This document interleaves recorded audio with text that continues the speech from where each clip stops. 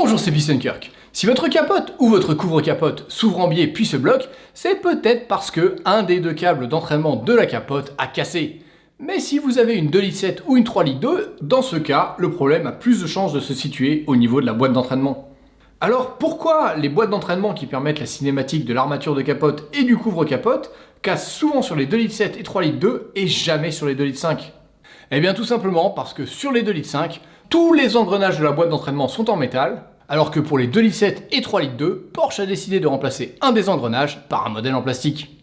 Bon, j'imagine que l'idée de départ était de se servir de cet engrenage en plastique comme fusible, qui devait casser si ça force trop à l'ouverture ou la fermeture, pour éviter que les tôles latérales ne se tordent, comme ça arrive souvent sur les 2,5 litres lorsque l'interrupteur qui est situé dans l'armature ne fonctionne plus. L'intention de départ était louable, malheureusement ça ne sert pas à grand chose sur une 2,7 litres ou une 3,2 litres, car l'interrupteur n'est plus dans l'armature, mais directement dans la boîte d'entraînement. Et ce nouveau système a l'avantage de ne presque jamais tomber en panne. L'inconvénient, c'est qu'au bout de 20 ans, le plastique a fini par s'assécher et devenir cassant. À l'heure où je vous parle, même si votre engrenage n'est pas cassé, il est forcément fissuré en plusieurs endroits. Et tôt ou tard, il finira par se casser en plusieurs morceaux, rendant votre capote inopérante. Sur les épaves de son parc, Pat, de Pacific 986, n'a trouvé aucune boîte de seconde génération qui avait un engrenage en plastique intact. Ils étaient tous fissurés. Comme le risque de casse est important, il refuse de les vendre en l'état. À présent, il les démonte pour remplacer l'engrenage en plastique par une version aftermarket. Au départ, quand j'ai fait la première version de cette vidéo, Pat utilisait des engrenages en laiton comme ceux que nous allons installer dans ce tutoriel. Mais depuis, il a été obligé de revenir aux engrenages en plastique, bien qu'ils soient beaucoup plus chers. Pourquoi ? Eh bien tout simplement parce que dans le même lot d'engrenages fournis par le même fournisseur, certains étaient mal calibrés et faisaient un bruit de frottement ignoble quand on ouvrait la capote. Normalement, quand l'engrenage est défectueux, le bruit apparaît tout de suite. Heureusement pour moi, quand j'ai installé ces engrenages sur 3 des 4 boxers de la famille, ils ont fonctionné parfaitement sans faire de bruit. Quoi qu'il en soit, si vous ne souhaitez pas faire cette opération de fiabilisation vous-même, vous pouvez toujours amener votre Boxster à Pacific 986 où Pat vous fiabilisera vos deux boîtes avec un engrenage neuf et vous les réinstallera pour un tarif de 350 € pièce et main d'œuvre. Cela dit, tout le monde ne peut pas se permettre de se rendre chez lui à Brenny.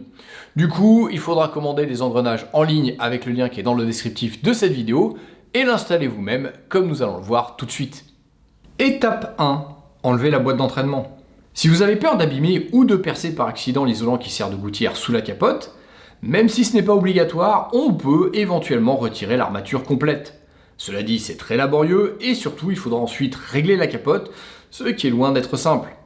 Si vous voulez quand même le faire, j'ai déjà expliqué cette procédure dans ce tutoriel, dont le lien est comme d'habitude dans le descriptif sous cette vidéo. Ensuite, il faut dévisser l'écrou central. Maintenant, retirez la pièce en forme de boomerang et le disque en plastique. À présent, vous pouvez dévisser les deux clips en plastique qui retiennent la mousse qui sert de gouttière. La mousse est devenue très fragile avec le temps. Enlevez-la donc délicatement en commençant par la partie à l'avant de la voiture et en faisant attention à ne pas la déchirer car elle doit garder son étanchéité. La boîte d'entraînement est retenue par 3 écrous. Faites bien attention à ne pas les faire tomber dans le trou d'évacuation de la gouttière quand vous les retirez. Il vaut mieux l'obstruer temporairement avec un tissu, car récupérer un écrou qui est tombé là-dedans est ultra pénible. Maintenant que les écrous sont dévissés, on peut déboîter légèrement la boîte d'entraînement, ce qui va nous permettre d'accéder plus facilement à la prise du câble électrique pour pouvoir la débrancher. La boîte n'est pas encore complètement libre, car il faut d'abord déclipser l'extrémité du câble d'entraînement de la capote. Enlevez la goupille métallique pour pouvoir tirer le câble. Vient à présent la partie difficile. Avec un tournevis plat de la largeur de la gaine, pliez légèrement les deux clips qui maintiennent le câble à mi-parcours. Pour être honnête, j'ai fait l'opération 2 fois et j'ai cassé les pièces de 2 façons différentes. Une fois au niveau du clips, une fois j'ai carrément cassé la pièce en 2. Même Pat qui a l'habitude de les démonter, a cassé un des 2 clips au démontage car le plastique a perdu de sa souplesse avec le temps. Mais pas de panique, on peut racheter de nouveaux clips en neuf chez Porsche pour seulement 3,15 € pièce. Comme d'habitude, je vous donnerai les références dans le descriptif sous cette vidéo. Pour remplacer le clip cassé, il faut commencer par retirer le câble électrique de la partie haute, puis dévisser le clip tout en essayant d'appuyer avec la main sur l'isolant pour ne pas l'agripper et le déchirer en tournant. Ensuite, vous pouvez revisser la nouvelle pièce. Normalement, on entend comme un déclic quand elle est dans la bonne position. Lorsque vous remettez le câble du haut, pensez à prendre appui avec la main sur le clip en même temps pour ne pas risquer de le casser. Pour finir, vous pouvez clipser la gaine du câble d'entraînement de la capote. Étape 2, remplacer l'engrenage en plastique. Maintenant que la boîte d'entraînement est retirée, on va pouvoir l'ouvrir pour la fiabiliser. Commencez par dévisser les 7 vis qui maintiennent le couvercle, et lorsque toutes les vis ont été retirées, agrippez les extrémités du couvercle et tirez en prenant bien appui au centre pour repousser la partie basse. En apparence, l'engrenage a l'air intact, mais en réalité des fissures se sont formées et l'ont déjà fragilisé. Pour ce tuto, on va travailler sur une autre boîte dont l'engrenage a cassé complètement. Retournez le boîtier avec la main bien au-dessus pour éviter que les autres engrenages ne se désolidarisent. L'engrenage défectueux et ses morceaux vont tomber automatiquement. Vous pouvez alors le remplacer par la pièce aftermarket en métal.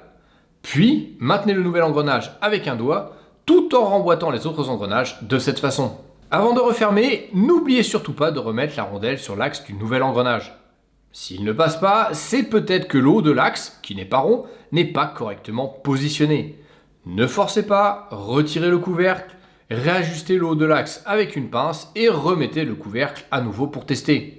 Si ça ne passe toujours pas, c'est peut-être que les 3 picots de la structure de maintien des engrenages n'est pas aligné avec les trous. Une fois qu'on a positionné correctement ces excroissances en face des trous, normalement le couvercle doit s'emboîter parfaitement sans forcer. Maintenant, vous pouvez revisser le couvercle et tout remonter dans la voiture. Voilà, c'est terminé. Si on accepte le fait qu'il faut enlever l'armature de capote et ensuite la régler lors du remontage, cette opération n'est pas techniquement très difficile. Et si vous avez le courage de faire cette fiabilisation préventivement, ça vous évitera peut-être de vous retrouver un jour bloqué sur le bord de la route avec une capote à moitié ouverte. Allez, à la prochaine!